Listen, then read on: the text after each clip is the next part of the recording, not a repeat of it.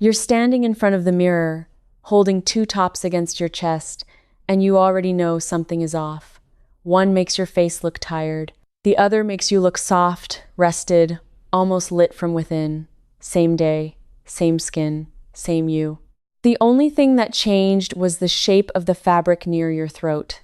Here is what I want you to understand before we go one step further. The neckline you choose does more for how young you look than your haircut, your lipstick, and your reading glasses combined. It is the frame around your face, and the wrong frame can add 10 hard years in a single second. I learned this the slow way. For most of my 50s, I bought clothes that covered me up high and tight around the neck because I thought that was the safe, dignified choice for a woman my age. I want to walk you through the 7 neckline shapes that quietly take years off, the 3 that pile them back on, and a photographer's secret from the 1950s that changed the way I see my own reflection. And you can test every bit of this with the clothes already hanging in your closet tonight. Let me start with the shape that surprised me most, because for years I believed it was too young for me. The V-neck. I used to avoid it. I thought a V-neck belonged to women in their 30s, women with tight skin who wanted attention. So I closed myself up in round collars that sat right against my throat, and I could not understand why every photograph made my chin look heavy. Here is what nobody explained to me. Your eye follows lines. When a neckline makes a downward V, your gaze travels down that diagonal and away from any softness under the chin. A round neckline does the opposite. It draws a circle, and it echoes the roundness we all gain in the lower face after 60. You are literally repeating the shape you are trying to soften. The V does not need to be deep. This is the part I got wrong at first. I do not mean a plunging neckline. I mean a gentle V that ends about 2 or 3 inches below the base of your throat, just enough to show a vertical line. That vertical line lengthens your neck, and a longer-looking neck reads as a younger neck every single time. Try it tonight. Find any V-neck sweater or blouse you own, hold it up, then hold up a crew neck right beside your face. Watch what happens to your jaw. I promise you will see the difference before I have to point it out. Your jawline looks cleaner under the V because the eye is being pulled down and away instead of parked right on the heaviest part of your face. But a V-neck alone is not the whole story, because there is a second shape that does something a V cannot do, and it works even better on a rounder face. The scoop neck. Now, a scoop is a U shape, wide and open, and you might think I just told you circles are the enemy. Here is the difference. A scoop does not close around your throat. It opens the whole area between your collarbones and lets the skin there breathe and catch the light. It creates space, and space near the face is what makes you look rested. The trick with a scoop is where the bottom of the U sits. If it sits too high, right at the collarbone, it can look like you are being strangled by your own shirt. You want the lowest point of the scoop to fall about a hand's width below the notch of your throat. That opens your chest just enough to show a soft triangle of skin, and that skin does something remarkable that I will explain fully at the end, because it is the whole secret of this video. For now, know this. A wide scoop also broadens the look of your shoulders, and after 60, when many of us carry a little more through the middle, broader-looking shoulders make the waist look smaller by comparison. You are creating balance. You are drawing the eye up and out instead of down and in.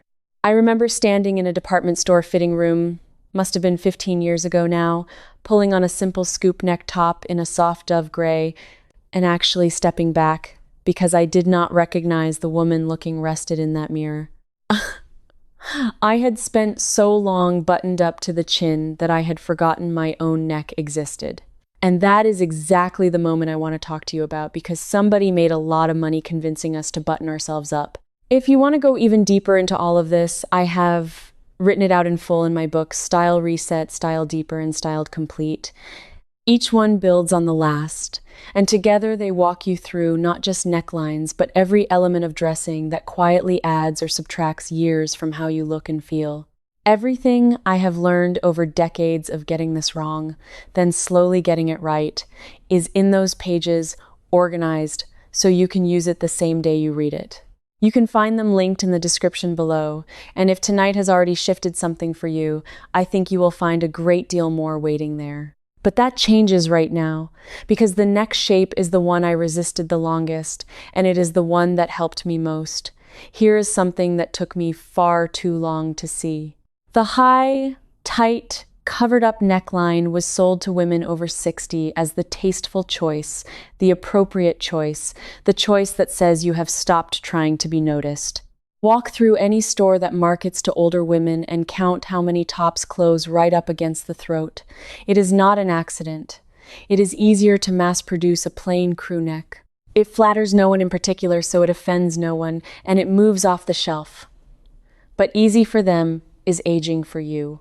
That snug crew neck cuts a horizontal line straight across the widest, softest part of your neck, and a horizontal line there does the same thing a horizontal stripe does on a hip. It widens, it shortens, it emphasizes exactly what we are trying to soften. And we were taught to buy it by the armful because covering up was framed as good manners. I am not angry that I did not know. I am a little angry that no one who sold me those clothes ever bothered to tell me.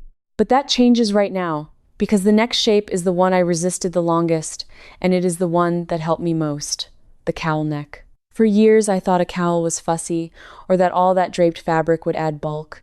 I was completely wrong, and here is why. Soft folds of fabric near the throat do two jobs at once. They create a gentle, vertical drape that lengthens, and they cast the softest kind of shadow, which blurs the line of the neck instead of exposing it under hard light. Think about the fabric, though, because this matters enormously. A cowl in a stiff, thick knit will stand away from you and add weight. A cowl in a fluid, drapey fabric, something with a little viscose or a fine merino, will fall close and move with you. Reach for the soft ones. When you hold the top up in the store, if it flops gently over your hand like water, that is the one. If it holds its own shape in the air like cardboard, put it back. A cowl also gives you something a lot of us quietly want and never say out loud. It covers the front of the neck without choking it. If the skin of your throat has softened, and after 60 most of ours has, a cowl drapes over that area with grace instead of pressing against it. You get coverage and elongation at the same time. That combination is rare, and it is why I own 3 of them now in different weights. Therefore, once I understood that soft, draping fabric flatters more than stiff fabric, a whole new door opened, and it led me straight to a neckline most women think they are too old to wear. The portrait neckline. This is the wide, soft neckline that skims the edge of the shoulders and opens across the collarbones, the kind you saw on the great screen stars of the 1950s. Grace Kelly wore it. So did the women in those Edith Head costume designs, and Edith Head, the legendary Hollywood costume designer who wrote a wonderful book called The Dress Doctor back in 1959, understood something most modern stores have forgotten. She dressed the neckline to frame the face like a painting frames a portrait. That is literally where the name comes from. Now, you might be thinking a wide open neckline shows too much, or that it is only for evening. It is not. A soft portrait neckline in daytime knit does something wonderful for a face over 60. It pulls the visual weight out to the sides, which lifts the whole face upward. It creates a horizontal shelf of shoulder that makes your neck rise out of it like a stem. And it shows the collarbones, which stay elegant and sculptural at every age, long after other parts of us have softened. The key is that a portrait neckline should sit right at the edge of your shoulders, not fall off them. You are not trying to bare your shoulders. You are trying to widen the frame. When it sits at the shoulder line, it also does something sneaky and helpful. It makes your head look proportionally a touch smaller and your posture look taller because the eye reads that wide horizontal line at the top and assumes length below it. But there is a shape that looks like the portrait neckline's cousin and does the exact opposite of what you want, and this is the first of the 3 you must be careful with. The tight, high mock turtleneck, not the soft draped turtleneck. We will get to those. I mean the snug little band that stands up stiffly around the middle of your neck and grips it. I wore these for entire winters, thinking they were slimming and warm. What they actually do is saw your neck in half with a horizontal line at its widest point, and then they cut off the bottom of your face so your chin and jaw seem to sit directly on your shoulders with no neck in between. That stiff band also does something cruel under any overhead light. It pushes the soft skin of the throat up and out, so it gathers right above the band. The very thing you hope to hide gets displayed. If you own several of these and you have always felt a little off in them without knowing why, this is the reason, and I am sorry no one told you sooner. You do not have to throw them out. Layer them under an open cardigan or a blazer so the vertical lines of the jacket break up that horizontal band. But wearing one alone, right up against the jaw, is the fastest way I know to add years. Therefore, let me give you the version that gives you all the warmth and coverage of a turtleneck with none of the aging, because I do not want you cold this winter. The loose funnel neck or the soft draped turtleneck. Here is the difference that changes everything. A stiff turtleneck grips. A soft one falls. When the fabric is fluid enough to slouch and fold, it stops cutting a hard line across your neck and starts creating those gentle vertical shadows again. It stands away from the throat instead of pressing on it. You still get the coverage. You lose the strangled look. When you shop for one, do the flop test again. Push the neck fabric down with your hand. If it slumps and drapes, buy it. If it springs back up stiff and tall, leave it. And choose a slightly lower funnel that sits closer to the collarbone than the chin. That extra inch or two of open space under your jaw is where all the youthfulness lives. You want a little air between the fabric and your face. Now, I promised you this would work with what you already own, and I mean that especially for the next part, because I know some of you are listening and thinking this is fine for women with money to spend on a new closet. This next stretch is for you especially. You do not need to buy a single thing. Go to your closet tonight and pull out every top with a crew neck or a high round collar, the ones that have never felt quite right. Do not give them away yet. Instead, learn the oldest free trick there is. It is the open collar, and it costs nothing. If a top buttons, undo the top two buttons and let the collar fall open into a soft V shape. You have just turned an aging round neckline into a lengthening V for free. If it does not button, you have 3 no-cost tools. First, a simple long pendant necklace. A single chain that hangs down into a V shape draws that same lengthening vertical line right down the center of your chest, even over a plain crew neck. The eye follows the chain down, not the collar across. Second, a scarf worn long and loose, hanging straight down in 2 vertical panels rather than wrapped and bunched around the throat. Long and loose lengthens, wrapped and bunched shortens.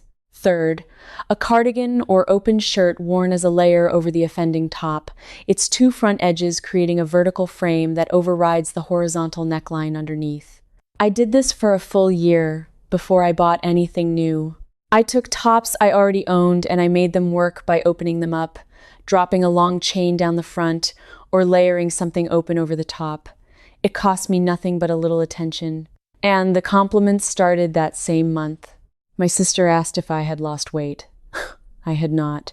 I had just stopped letting my collar saw my face off. That is the thing about all of this. It is not about spending. It is about knowing where the eye goes and refusing to hand it the wrong line. But there is a second neckline to be careful with, and this one hides in the most flattering sounding disguise, which is why so many of us get fooled by it. The high, closed jewel neckline in a stiff or shiny fabric. It sounds elegant, jewel.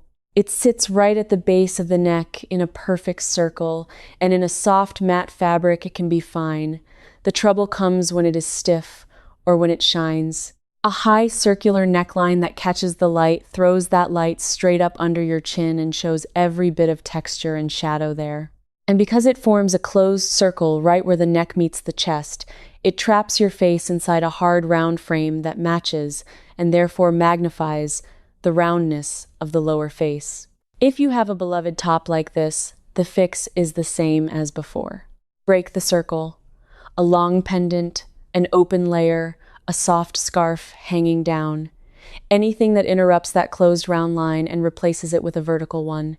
You do not have to abandon the top. You have to stop letting it draw a circle around your softest feature. And that brings me to a shape I want you to reconsider entirely, because it has an unfair reputation among women our age. The open shirt collar. A crisp collared shirt, worn with the top 2 or 3 buttons undone, does something almost no other neckline can. The 2 sides of the collar stand up slightly and frame the jaw from below, and the open placket drops a long, clean vertical line down the center. It is structured without being stiff. It says confidence, not effort. The mistake most women make is buttoning it too high or choosing a collar that lies flat and dead against the chest. You want a collar with a little life to it, one that stands a touch at the back of the neck. That small lift behind the neck does something photographers and portrait painters have known for centuries. It creates a shadowed frame that makes the skin of the face look brighter by contrast. A raised collar at the back of the neck is one of the most flattering things you can put near an older face, and almost nobody talks about it. Roll the sleeves too, while we are at it, because a rolled sleeve showing the wrist creates the same lengthening effect on your arm that the open collar creates on your neck. The eye reads the exposed wrist as a slim point and assumes slimness above it. Everything about looking younger comes down to this one idea. Show the narrow parts. Frame with vertical lines. Let there be air and light near the face. Therefore, once you understand that lifting fabric away from the skin and opening vertical lines is the whole game, you can look at almost any neckline and know in a second whether it will help you or hurt you. And that leads me to the 6th shape, which is subtle, and which most women overlook because it sounds too fancy for every day. The soft sweetheart or curved neckline. Not the exaggerated strapless kind from a prom dress. I mean any neckline with a gentle curve or a subtle dip in the center front. That small central dip pulls the eye to the middle and down, away from the sides of the jaw, and the curve is soft enough that it flatters rather than exposes. You will find a shape in wrap tops, in surplice blouses where one side crosses over the other, and in many everyday knits if you look for the gentle central dip. The wrap top deserves a special mention here because it is quietly one of the most flattering things a woman over 60 can own. The diagonal line of the wrap creates a long V. It defines the waist without squeezing it, and the crossover fabric drapes softly over the midsection. It does 4 flattering things at once, and it does them on almost every body. If you own a wrap top and it has been sitting in the back of the drawer, tonight is the night to bring it forward. But even knowing all 6 of these shapes, I still made one mistake for years, and it is the 3rd and last neckline I want to warn you about, because it fools even stylish women. The halter neck, or any neckline that pulls all the fabric to a single point behind the neck. On a young athletic frame, it can look striking. On most of us after 60, it does 2 unkind things. It bares the tops of the shoulders and upper back, areas where skin softens and where we often carry a little extra, and it drags the whole neckline up and back, which pulls the shoulders forward and rounds the upper spine. It works against the very posture we are trying to protect. A halter also strips away the horizontal shoulder line that a portrait neckline gives you, so instead of widening and lifting the face, it narrows and pulls it down. If you love the coolness of a halter for summer, reach instead for a wide scoop or a soft portrait neckline in a breathable linen. You get the openness and the air without the downward-forward drag. So there are your shapes. The V, the scoop, the soft cowl, the portrait, the open collar, and the soft sweetheart or wrap, all working for you. The tight mock turtleneck, the stiff shiny jewel neck, and the halter, all quietly working against you. If you took nothing else from me tonight, opening up a vertical line near your throat and keeping soft fabric away from your jaw would already turn back the clock on how you look in every photograph from here on. But I promised you a secret at the beginning, and I keep my promises. This is the piece that changed everything for me, and it comes from the world of portrait photography, not fashion, which is exactly why the clothing stores never told you. Here is what I found. Portrait photographers and film costume designers of the 1940s and 50s understood something about light and skin that the fashion industry has almost completely forgotten. They knew that the strip of bare skin exposed at the base of the throat, the little triangle, a scoop or a V, or an open collar, does not just look nice. It works. It acts as a natural reflector. Think about it this way. When light falls on your face from above, and most light in our homes and most daylight comes from above, it casts small shadows downward, under the eyes, under the nose, under the chin, and along the jaw. Those downward shadows are what read to us as tired, as heavy, as older. Now, when you expose a triangle of skin at your chest, that skin catches the light coming down and bounces a portion of it back up, softly, onto the underside of your face. It fills in exactly the shadows that age us. It is the same reason photographers place a white or silver reflector below a model's chin. Your own décolletage, left open by the right neckline, becomes that reflector. This is why the same face looks rested in a scoop neck and tired in a high collar, even in the identical light. The high collar blocks the reflector, the scoop switches it on. I tested this in my own bathroom mirror with the overhead light on, holding first a crew neck to my chest, then dropping it to bare that triangle of skin. The shadow under my chin visibly softened. I actually laughed out loud alone in my bathroom because I had spent decades covering up the one free light source I was born with. And it goes one layer deeper, because the color of the fabric right below that open triangle matters too. A lighter, warmer color near the chest bounces more light up onto your face. A soft cream, a warm blush, a light camel, a gentle gold. These act like a reflector and warm your complexion. A black top right up under an open neckline actually absorbs that light and can drain color from your face. This is why so many of us reach for black thinking it is slimming and elegant and then wonder why we look drawn. If you love black, and I do, simply keep something lighter near your face. A cream scarf, a gold chain resting on the skin, a soft ivory shell under a black jacket. Let the light bounce. So here is the whole secret, tied together. The thing the 1950s knew and we forgot. Choose a neckline that opens a triangle of bare skin at the base of your throat. Keep the fabric closest to your face, soft and light in color. And let that little exposed triangle do what a photographer's reflector does, filling the shadows that age us with light that flatters us. It costs nothing. It works with clothes you already own the moment you undo 2 buttons. And it is the closest thing to a filter that exists in the real, physical world. I want you to do one thing this weekend. Stand where you normally stand, in your kitchen or your bathroom, under your ordinary light. Hold a high collar to your throat and look. Then drop it and bare that triangle and add something light and soft right below it. Watch your own face change. Once you see it, you cannot unsee it, and you will never button yourself all the way up again without a reason. Because here is what I finally understood, standing in that fitting room all those years ago, and again in my own mirror this year. Elegance was never taken from us by age.